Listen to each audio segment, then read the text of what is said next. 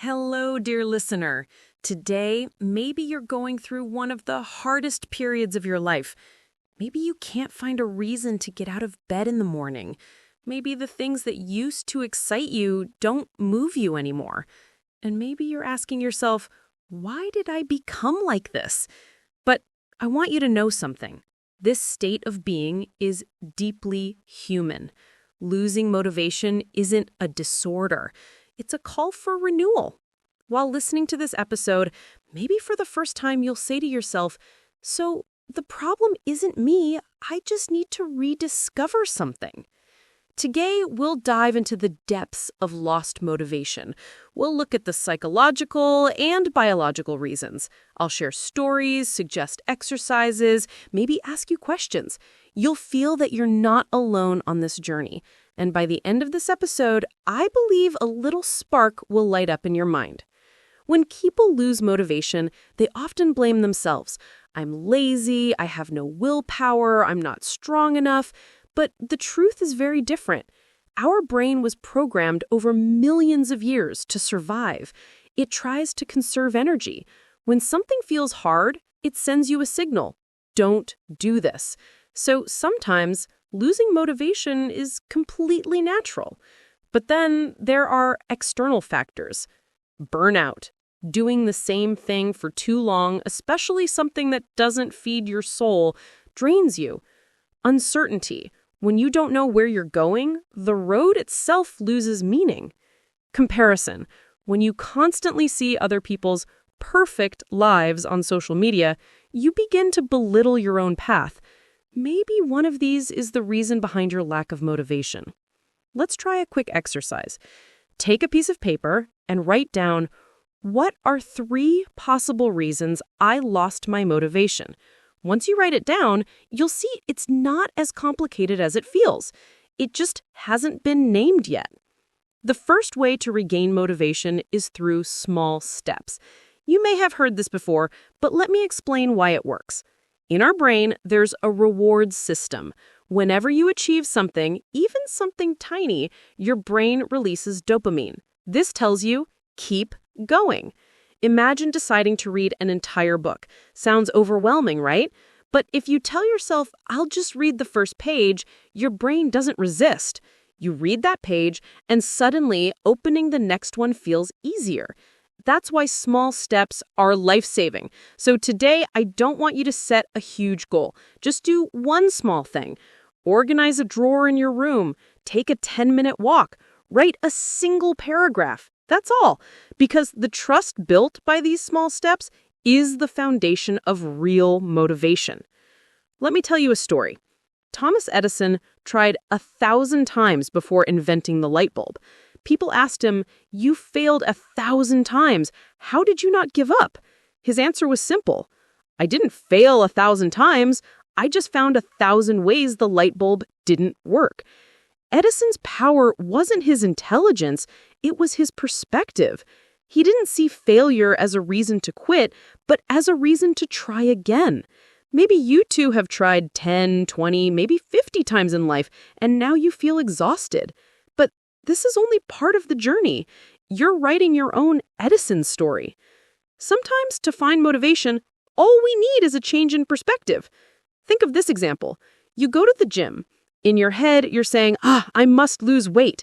It feels heavy, like a burden. But if instead you think, I want to thank my body, I want to do something good for it, the whole meaning changes. It's not about what you do, it's about how you see it. So when you lose motivation, ask yourself, can I see this from another angle? Motivation isn't just internal. Your environment plays a huge role. There's a study. If most of your friends smoke, your chances of starting to smoke are much higher because we're influenced by the people around us. And this doesn't just apply to bad habits, it applies to motivation too. So think about it.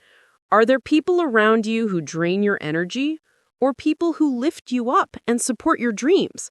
Here's a little exercise. Draw 3 columns on a sheet of paper. In the first, write the people who give you energy. In the second, the neutral ones. In the third, those who drain you. Then ask yourself, Who am I spending the most time with? You may find your motivation is hidden right there. We often think motivation loss is purely psychological, but physical reasons are just as strong. If you don't sleep enough, if you're constantly tired, your brain simply doesn't have the energy to create new ideas or push you forward. Think about it. The last time you had a really good night's sleep, how did you start your day? Weren't you more alive, more eager? So ask yourself, is my lack of motivation actually coming from poor sleep, bad diet, or lack of movement? If yes, then the solution may be simpler than you think. The greatest source of motivation is meaning.